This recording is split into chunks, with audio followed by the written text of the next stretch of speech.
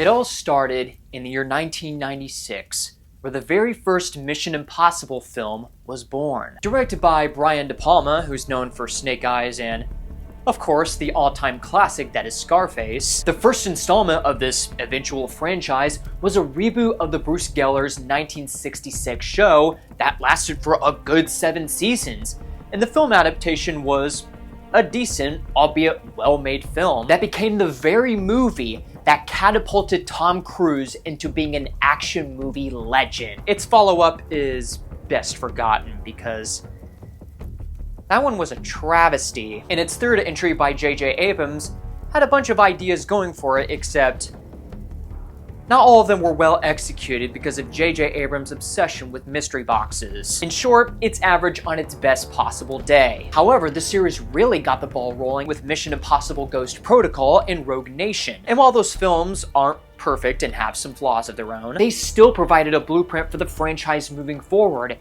while also introducing incredibly well-written and strong characters such as Ilsa Faust, portrayed by Rebecca Ferguson. But Mission Impossible's absolute zenith when it came to characters, writing, action set pieces, and overall entertainment value all came in the form of what I would like to call MI6. In other words, Mission Impossible Fallout. It was everything that a Mission Impossible movie should be, and so much more. With out of this realm script writing that actually challenges Ethan's morality and abilities as an agent, glorious action set pieces that one-up each other one after the next. And it's one of the rare films where Henry Cavill can actually give a solid performance. Who would have thought? After the success of Fallout, expectations were soaring for where Christopher McQuarrie could take the IMF agency next. And then Dead Reckoning showed up, and it still boggles the mind that this was written by the same people who made such a killer film. I don't know what the heck happened here. I mean, the ingredients were all there. It's just that the problem lies within the fact that the script hones in on this stupidly inconsistent yet omniscient artificial intelligence known as the Entity that has unspeakable abilities that the more you watch the movie and the more you realize what just happened, the worse it gets. Not to mention, Ilsa Faust, one of the most beloved characters of the franchise, got done about as dirty as Deborah Morgan in the Dexter series finale in favor of introducing a new love interest for Ethan Hunt. Now, for the record, I like Grace, and Haley Atwell does a great job in the role. It's just the way that it handles Ilsa's fate is disheartening, to put it delicately. And now we are here at last for what I guess is the final installment of the Mission Impossible franchise, though there are possibilities that there could be more down the road, where everything comes to an end, cementing the legacy of Ethan Hunt after all of the trials and tribulations he had to overcome. That would be the final reckoning. And for a final installment, I was pretty bummed out by it. I'm not calling it a Titanic disgrace or anything, but for a film that was touted as being the final installment of the franchise, it suffers from so many confused writing decisions and tries too much to do so many things all at once that, considering that this film was delayed by the Screen Actors Guild strike, this film's disappointing quality could in fact explain why. In the final reckoning, we immediately resume after the events of Dead Reckoning. Ethan Hunt has acquired the crucifix key from his adversary Gabriel, and his mission, should he choose to accept it, is reuniting with his crew to defeat the Entity by navigating a device located in a Russian submarine called the Sevastopol in order to save the world on the brink of a nuclear war due to the manipulation of the Entity. At the very forefront of my positives,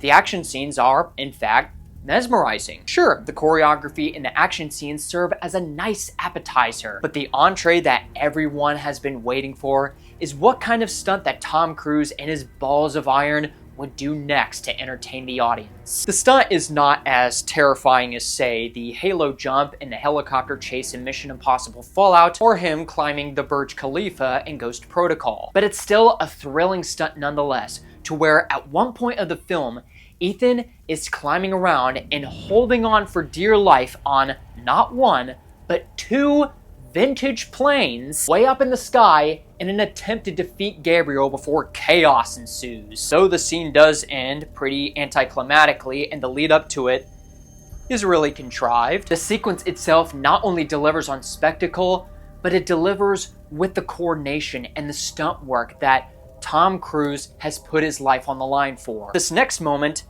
isn't really a stunt per se, but it's still one of the more sublime highlights of the movie. It's a scene in which Ethan Hunt is traveling and swimming inside the Sevastopol submarine, and he's trying to get a module to stop the entity. The scene is very intense, hardly relies on any music, just with the use of sound design and atmosphere, and serves as a solid piece of cause and effect storytelling to keep you on the edge of your seat. Yeah, it was pretty awesome, not gonna lie. However, when the music is involved, Max Arouge's score, while not as powerful as Lorne Balfe's orchestral work in Fallout, does a solid job to invoke the feeling of suspense and dread, making you feel like everything has been built up to this moment. The cinematography is also terrific, beautiful wide shots to boot, and IMAX-worthy cinematography when it comes to the aerial combat, underwater sequences, and even moments in the chilling terrain. And of course, everyone in the cast does a remarkable job with their performances.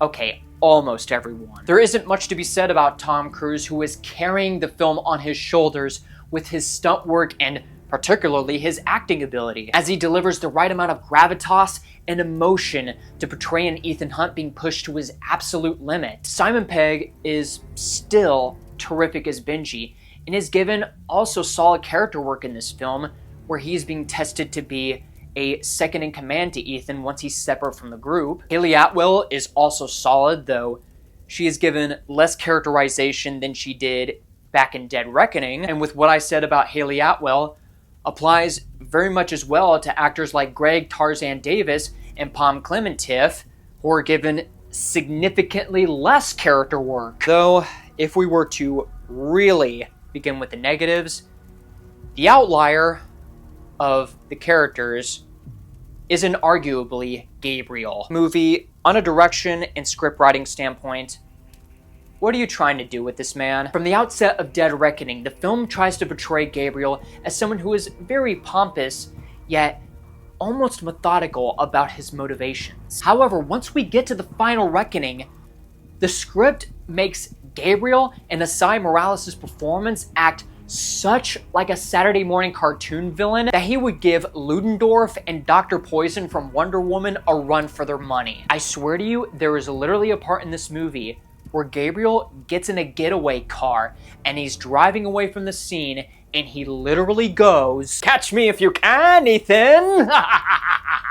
This is a film that involves the end of the world, nuclear Armageddon, and all of the stakes have been cranked to the height of heaven itself, and we're supposed to take this villain seriously. Lest we forget that despite having small screen time in both films combined, both Reckoning movies can't make up their mind as to what Gabriel's true motivation is. Whether it's being the entity's compadre, obeying his will, or acting against the entity to establish his own utopia that he will create all over the world as if he were God. And I don't necessarily blame the actor for giving such a shoddy performance and given such bewildering material. I just blame the direction of all things, especially since the same filmmakers who made this movie also conceived Solomon Lane and John Lark, two excellent, well-written villains. And then of course, we get to the writing.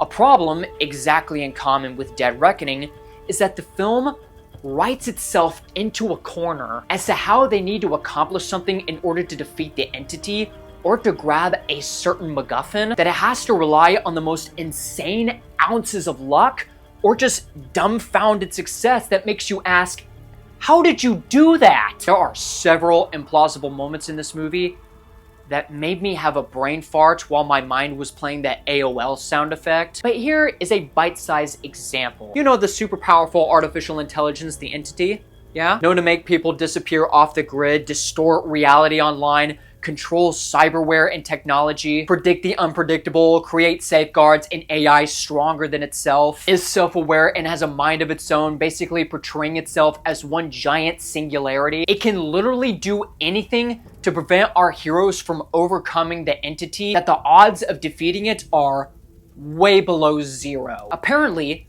Luther, with all of his gadgets, without having any access to the entity's source code, created an algorithm inside of a device that could dismantle the entity, despite how intelligent and godlike it is. Given what we are shown, the film basically tells you that Luther is smarter than every single human being on planet Earth. Beats me with how he was able to do that. And what the film also really suffers from is its use of exposition. There are about 4 or 5 scenes in which the characters have to explain the plot to each other, or stuff that we already know in case nobody in the audience has any idea what they're talking about. And as a way to stretch out the runtime of the movie, because it is way too long for its own good, they also have to throw in elongated segments of exposition by throwing in cutaways or moments in the film that we either haven't seen before, or pieces of information that we already have seen,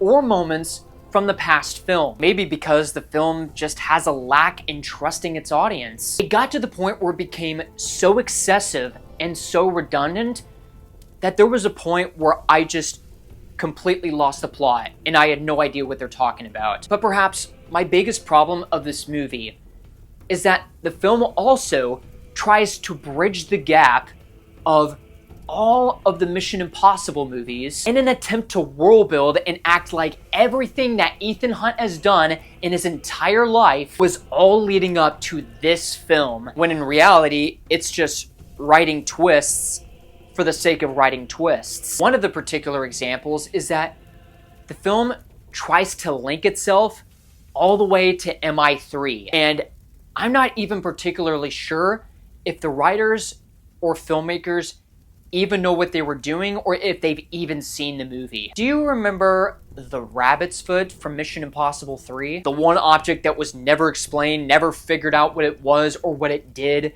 because J.J. Abrams has such a love for mystery boxes. At the time, many of us, including myself, figured out that it was some kind of bioweapon that would spread a virus across the globe. Well, it turns out that the rabbit's foot is the earliest version of the entity. So basically, thanks to this retcon, during one of many info-heavy scenes, Gabriel says that Ethan Hunt giving the rabbit's foot to the United States government to keep it safe while saving his wife from Davian and Agent Twist villain was actually a huge mistake. Why? Because it led to the creation of the entity. And now the whole world is in danger because of him. The Earth is close to a nuclear disaster, and it's all Ethan's fault. Like, what was Ethan supposed to do? If he hadn't handed it over to the bad guys, his wife would have died, and who knows what would have happened after that? How was he supposed to know that the rabbit's foot